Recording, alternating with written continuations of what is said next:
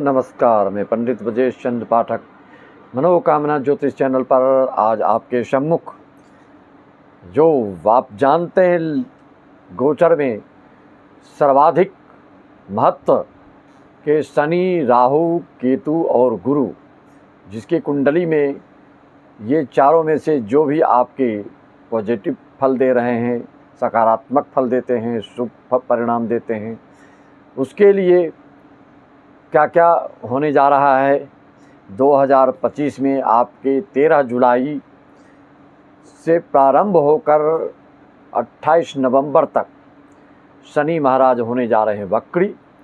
वक्री का तात्पर्य वो जहाँ पर हैं गोचर के अनुसार तो ये आपको मेष राशि वालों के लिए द्वादश स्थान पर रहे हैं।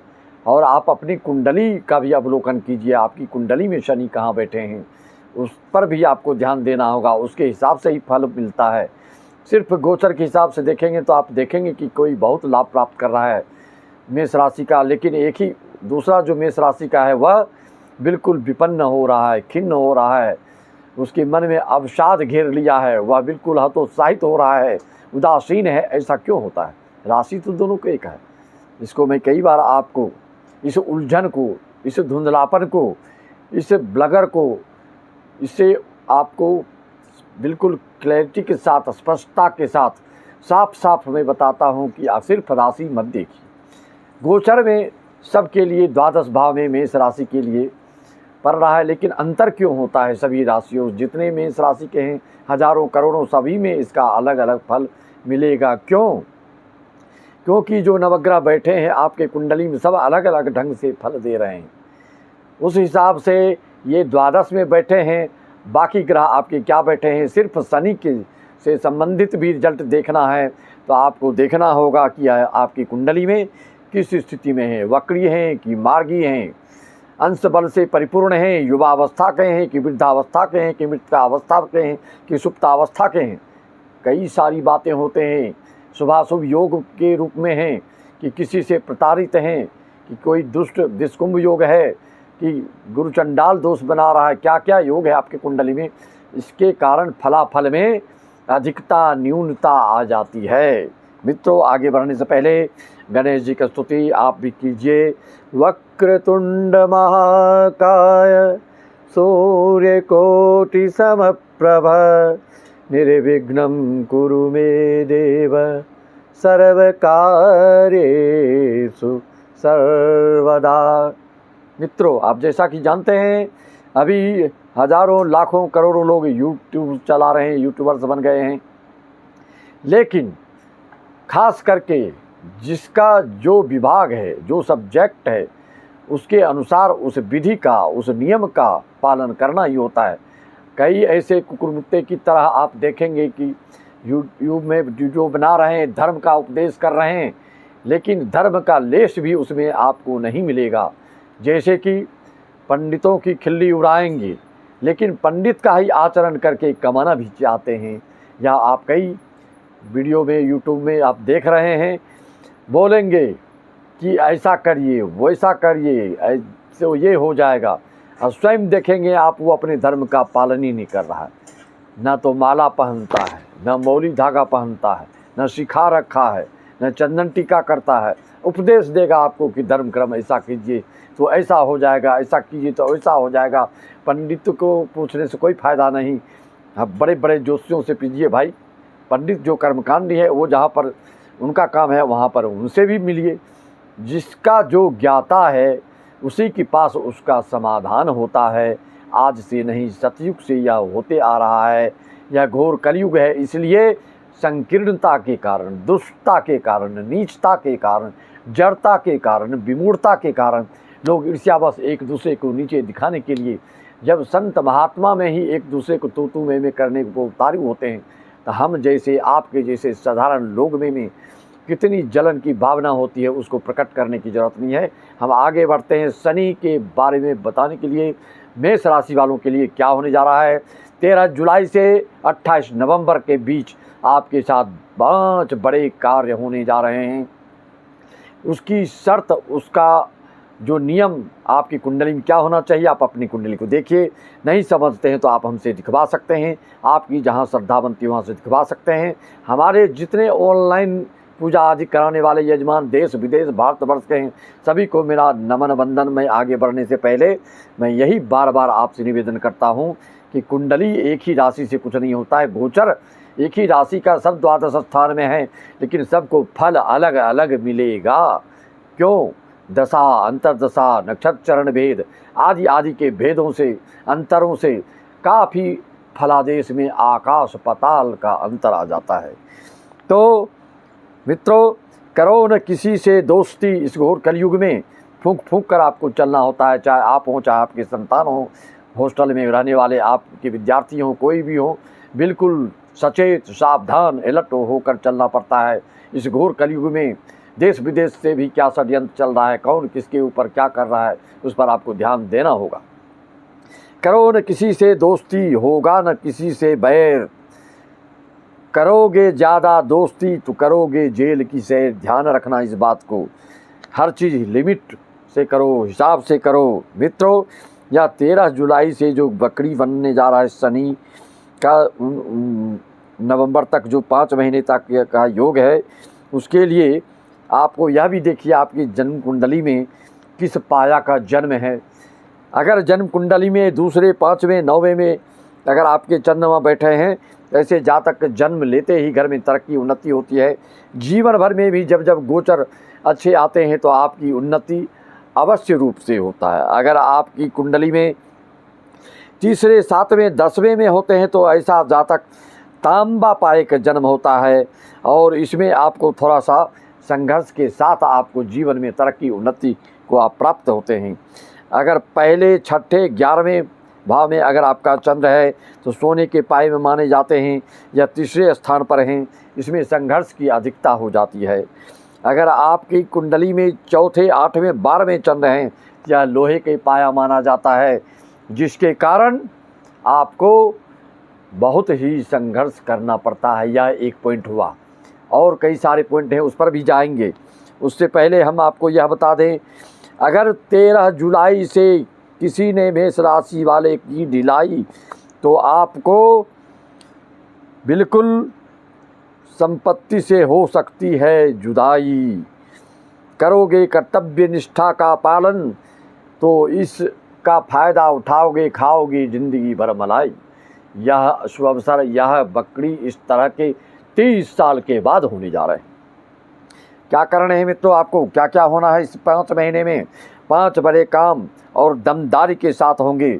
आप जानते हैं जैसे कि मेष राशि वाले, मेष राशि का स्वामी मंगल होता है। मंगल बहुत उद्यमी, पराक्रमी, और कोई साथ दे या ना दे, अकेले ही निकल पड़ते हैं। इनकी जीवटता इसमें परिपूर्ण होती है। बहुत जीवट प्राणी होते हैं ये, और जल्दी हिम्मत नहीं हारते हैं ये। जल्दी इनका आत्मबल इतना फुल होता है, पावरफुल होता है। इसीलिए ऐसे जातक देश के बॉर्डर पर भी, प्रशासनिक विभाग में भी, सेना आदि में भी निर्देशित करने वाले कार्य, साहसिक कार्य, डॉक्टर, इंजीनियर, बड़े बड़े काम में यह बिल्कुल अग्रगण्य होते हैं, आगे होते हैं। चर स्थिति होने के कारण थोड़ी सी मन में चंचलता, उच्छृंखलता, मन हमेशा दुविधात्मक स्थिति में फंसे रहना, निर्णयात्मक स्थिति में जल्दी नहीं पहुंचना, बहुत सारी बातों आपके साथ होती है। विशेष रूप से जानकारी तो आप अपनी कुंडली की प्रेडिक्शन करवाएंगे। बात 501 में 1000 2000 हमारे पास देने की जरूरत नहीं है। 501 में सारी जानकारियाँ, ये नहीं कि 2 4 प्रश्न वाली बात नहीं, सारी जानकारियाँ आप प्राप्त कर सकते हैं। चाहे आप रत्न के बारे में जानना हो, चाहे पुत्र के बारे में जानना हो, चाहे संपत्ति के बारे में जानना हो, चाहे अचल संपत्ति के बारे में जानना हो, चाहे देश विदेश की बात जानना हो, चाहे पढ़ाई लिखाई की बात जानना हो, चाहे नौकरी पेशा की बात हो, हर बात की जानकारी आप ले सकते हैं। मित्रों, इस शुभ योग को जो 30 साल के बाद आ रहे हैं, इस योग को अगर गवाए आप, या अगर युवावस्था के हैं, नौकरी पेशा ढूंढ रहे हैं, रोजगार उद्योग धंधा व्यवसाय कर रहे हैं, इसको चुकेंगे तो पुनः यह स्थिति, यह क्षण, यह शुभ योग, यह पल आपको आने में दोबारा 30 साल लगेगा। जान लीजिए तब तक आपकी क्या अवस्था हो जाएगी, कितने साल के हैं आप, उस हिसाब से अपना हिसाब लगा लीजिए। मित्रों, क्या करना है आपको, दोबारा यह अपॉर्चुनिटी नहीं मिलने वाली आपको। खास करके जो 40-50 के एज के हैं, उनको इसी शुभ योग को भुना लेना चाहिए और इसका लाभ ले लेना चाहिए। कहा जाता है कि साठा तपाठा, अगर 60 साल की उम्र है, अगर शनि की दशा अंतर्दशा आपकी चल रही है, शनि आपका शुभ योग में है। शुभ कैसे समझें, अशुभ है कि शुभ है, किस किस मेष राशि लग्न वालों को शुभत्व को प्राप्त कराएगा और छप्पर फाड़ धन वर्षा कराएगा, और किसके लिए पूर्ववत रह जाएगा, जैसे कि तैसे रह जाएगा, वह भी देखिए। मित्रों, यह देखिए कि आप मेष राशि वाले को आपको समझना होगा, मेष राशि पर जो शनि का प्रभाव 13 जुलाई से 28 नवंबर तक पड़ रहा है, इसमें क्या क्या होने जा रहा है, किस किस मेष राशि वाले को सकारात्मकता का फल मिलेगा, किसको नकारात्मकता का फल मिलेगा। गोचरानुसार सभी मेष राशि वालों के लिए यह द्वादश स्थान में जो गोचर होगा, लेकिन क्या यह जरूरी नहीं कि आपके सभी मेष राशि वाले एक स्थिति से गुजरते होंगे। सबके नक्षत्र पृथक पृथक, सबके चरण अलग अलग, सबके घर में नवग्रह भी विभिन्न भावों में बैठे हैं अलग अलग हिसाब से, इसलिए आपको फल में बहुत अंतर आएगा। अगर मेष राशि है, वृषभ लग्न है, तो आपका नवमेश और दशमेश बनते हैं शनि। तुला लग्न है, चतुर्थेश और पंचमेश बनते हैं। मिथुन है तो अष्टमेश और नवमेश बनते हैं। वहीं पर कन्या में पंचमेश और षष्ठेश होंगे। मकर लग्न में लग्नेश और द्वितीयेश होंगे, जो कि मार्केश भी हैं, लेकिन लग्नेश होने के कारण आपको मार्केश का फल नहीं मिलेगा। इन सब लग्नों वालों को ज़्यादा से ज़्यादा लाभ मिलने जा रहा है। किसको कम मिलेगा, कौन पूर्ववत रहेगा, कौन यथावत रहेगा, किसके लिए दिक्कत हो सकती है, किसको चोट लग सकती है, किसको झगड़ा हो सकता है, किसके लिए केस मुकदमा का योग बन सकता है, किसको हड्डी जोड़ में दिक्कत हो सकती है, वह सब देखिए। कौन व्यर्थ का खर्च किसके लिए योग बन रहा है, उसको भी देखिए। किसको देश विदेश जाने का फालतू का योग बन जाएगा, उसके लिए भी देखिए। धनु लग्न वाले अगर मेष राशि हैं, मीन लग्न वाले अगर मेष राशि हैं, कर्क और सिंह लग्न वाले अगर आप मेष राशि कहें, तो आपको हो जाना है बिल्कुल सावधान। व्यर्थ खर्च, बेवजह झगड़ा, कुसंग से हानि, पशु से भय और मानसिक तनाव हो सकता है। आपको अनिद्रा की शिकायत आ सकती है। लकवाजन्य बीमारियों से पहले से ग्रसित हैं तो उस पर विशेष ध्यान देना होगा। आँखों की परेशानी भी हो सकती है। इन लग्नों को इस तरह की संभावना है। किस मेष राशि वालों को लाभ देगा, चाहे वह किसी भी लग्न के हों, लेकिन वह गोचर फल के अनुसार जो जातक देश विदेश से आयात निर्यात, इंपोर्ट एक्सपोर्ट आदि कर रहे हैं, जो चलायमान हैं, जो चलते फिरते काम करते हैं, जो दूर दूर आवागमन करते हैं, जो ड्राइवर आदि हैं, उनके लिए यह बहुत अच्छा है। जो नेटवर्किंग का काम करते हैं, जो बड़े बड़े यूट्यूबर्स हैं, जो मार्केटिंग का काम करते हैं, ऐसे लोगों के लिए बहुत शुभ फल मिलने जा रहा है। नवम भाव आप जानते हैं देश विदेश का होता है, दूर दूर तक जाने का होता है। पिता का भी भाव होता है, भाग्य का भी भाव होता है। इससे धार्मिकता, आस्तिकता, सात्विकता का भी अवलोकन किया जाता है। इस तरह से द्वादश शनि पूर्ण दृष्टि पर रही है आपके नवम भाव पर। बकरी होने के कारण एकादश का फल, ये जो है व्यय भाव में बैठे हैं, तो आपको व्यय सोच समझ कर करना है, थोड़ा सा चिंतन मनन करके करना है, अन्यथा आपका फालतू का खर्च भी कहीं हो सकता है। और कुटुंब परिवार से जो बातचीत करने का जो आपका तौर तरीका है, जो लहजा है, उसमें कुछ सुधारेंगे तो कुटुंब परिवार से भी बनाव अच्छा रहेगा, अन्यथा कुछ दूरी उत्पन्न हो सकते हैं। 13 जुलाई से 28 नवंबर तक इन बीच में आपको जिस उपर्युक्त लग्नों को मेष राशि वालों के लिए दिल खुश करने वाला रहेगा। 5 महीने में आपके बड़े बड़े कार्य बनेंगे। अगर आप मध्यायु के हैं तो यह सुअवसर, यह सुनहरा मौका, यह स्वर्ण कालावधि आपके लिए 4 चांद लगाने वाले हैं मित्रों। अन्यथा इस तरह का शुभ योग फल प्रतीक्षा करने में आपको बहुत विलम्ब होगा। आप हमेशा लाल आहार, लाल पौधा, लाल गाय की सेवा ज़्यादा करें। हनुमान चालीसा का पाठ प्रारंभ कर दें, कुछ ही दिन बचा है। अगर करते हैं तो कोई बात नहीं। श्री राम जय राम जय जय राम 2 बार ताली बजाकर अगर करते हैं तो आपका इसका फल में अधिकता हो जाती है। लाल रुमाल हमेशा साथ में रखें। अगर मंगल आपकी जन्म कुंडली में कमज़ोर है और पंचमेश, नवमेश, दशमेश बनते हैं तो आप मूंगा भी धारण कर सकते हैं। खेल खेल में आपके सारे कार्य अन्यथा बिगड़ सकते हैं। अगर द्वादश स्थान, एकादश स्थान में मंगल होता है तो कई तरह के आपको अशुभ योग भी बना देते हैं। इसलिए मंगल पर भी ध्यान दीजिए, क्योंकि मेष राशि के लिए मंगल का मजबूत होना, अंशबल से भी, शुभ भाव में भी, शुभ युति भी होना, जितना ये सब पॉइंट आपके सही होंगे उतने ही आपके लिए लाभकारी सिद्ध होंगे। कहीं न कहीं तो आपका व्यय बढ़ाएगा ही बढ़ाएगा। जो गलत लगन वाले मेष राशि हैं, जिनके लिए आपका मार्केश बन रहे हैं और अशुभकारी बन रहे हैं, लेकिन वहीं पर गुरु तो आपके पराक्रम भाव में आपको संभालेंगे ही संभालेंगे, इसलिए चिंता करने की कोई बात नहीं है। पत्नी के लिए भी यह भाग्य वृद्धि का समय है और रोजगार, व्यवसाय, कंबाइंड में, साझेदारी में भी लाभदायक सिद्ध होने जा रहा है। भाग्य के स्वामी हैं और भाग्य को देख रहे हैं तो भाग्य बिगड़ने नहीं देंगे, भाग्य को पकड़ कर चलेंगे, भाग्य का द्वार खोल कर रहेंगे, क्योंकि गुरु कभी किसी भी जगह में हानि नहीं करते हैं। विदेश से आपके जुड़े व्यवसायिकों को उत्तम फल मिलने जा रहा है। द्वादश का शनि आध्यात्मिक विचारधारा वाले मेष राशि, जो उपदेशक हैं, जो कथाकार हैं, जो सामाजिक कार्य करते हैं, जो धार्मिक कार्य करते हैं, जो नैतिकता से जिनमें परिपूर्णता है, ऐसे लोगों के लिए यह आंतरिक परिवर्तन और आध्यात्मिक विकास अवश्य लाएगा। द्वादश शनि दृष्टि द्वितीय भाव में 6वें भाव पर और 9वें भाव पर दृष्टि इनकी पड़ रही है, तो आपके धार्मिक यात्रा के कारण कई जगह आपके इस दृष्टि के कारण यात्रा का योग बन रहा है। यात्रा आपकी होगी, धार्मिक यात्रा हो, तीर्थ यात्रा हो, नहीं अगर आप धार्मिक हैं तो पिकनिक यात्रा हो, देश विदेश में आपके रिलेटिव हैं तो वहाँ पर जाने आने के आपके योग बन रहे हैं। अपरिचित क्षेत्र का दौरा, जहाँ आपने अभी तक कभी नहीं गया, उस जगह में जाने के योग बन रहे हैं। पराशर शास्त्रानुसार आवेगपूर्ण खर्च करने से बचें। खर्च करने के लिए थोड़ा सा तराजू जैसे तौल कर मन मंथन करके आगे बढ़ें। व्यय में खर्च करता है एकादशेष। 12वां भाव ऐसे गुप्त बीमारी की भी होती है।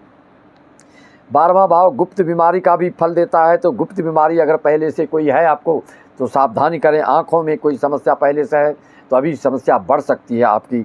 ऐसे लोगों को अश्वगंधारिष्ट सिरप हो या अश्वगंधा टेबलेट आदि खाने से आँखों के विकार कम होंगे। आयुर्वेदिक चीज़ों का प्रयोग आप ज़्यादा करें। पेट से संबंधित, स्किन से संबंधित, आपको सिर दर्द से संबंधित, आधा शीशी, लकवाजन्य बीमारी आदि जो अयोग कारक लगने वाले हैं उनके लिए सावधानी जरूरी है। रोग प्रतिरक्षा प्रणाली को बढ़ाने वाली आयुर्वेदिक दवाई का ही प्राथमिकता दें। सांसारिक चीज़ों और भौतिकता से प्रति आपको उदासीनता रहेगी। आत्मचिंतन, आत्ममंथन, वित्तीय नियंत्रण की ज़रूरत है। मेडिटेशन अनिवार्य है। आपको थोड़ा सी पूजा पाठ बढ़ाना पड़ेगा और सोच, चिंतन, फिक्र, चिंता कम करना पड़ेगा। चिंतन कीजिए, चिंता मत कीजिए और आत्मा की बात सुनिए, अपनी बुद्धि मत लगाइए, अच्छे कार्य करते जाइए, आपके लिए बहुत शुभ रहेगा।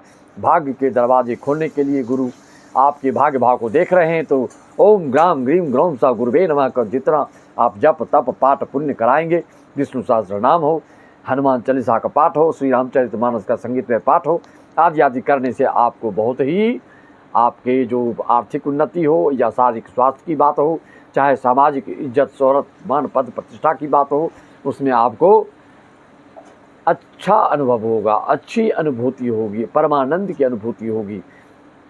तभी तो संतों ने कहा है ना, जो सुख पायो राम भजन में, सो सुख ना ही अमीरी में, मन लागो मेरो यार फकीरी में।